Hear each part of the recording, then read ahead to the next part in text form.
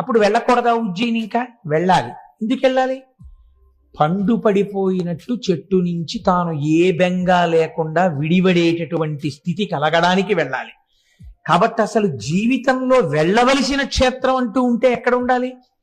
మహాకాలమునకు వెళ్ళి తీరాలి. కాబట్టి మహాకాలం ఎక్కడ ఉండాలి? అందరికీ అందుబాటులో ఉండాలంటే మధ్యలో ఉండాలి. మనం ఏమంటాం? ఏమిటంటే తెల్లారు లేస్తే ఆ ఆఫీస్తో ఎంతో పని ఉంది, తీసుకెళ్లి ఊరు బయట పెట్టారేంటంటే ఆ ఆఫీస్ని, అందరికీ అవసరం కాబట్టి అది ఊరు మధ్యలో ఉండాలి ఆ ఆఫీసు అంటాం. అందరికీ అవసరమైంది ఎక్కడ ఉండాలి? ఊరి మధ్యలో ఉండాలి. అందరికీ అవసరమైన క్షేత్రం ఎక్కడ ఉండాలి? భారతదేశానికి మధ్యలో ఉండాలి. అందుకే భూమధ్య రేఖ వెడుతున్న చోట ఈ క్షేత్రం.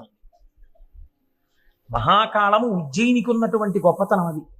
భూమధ్య రేఖ వెడుతూ ఉంటుంది. వెడుతున్న చోట ఇక్కడ స్వయంభూగా స్వామి అవతరించారు. అవతరించడంలో కేవలము ఇదొక్క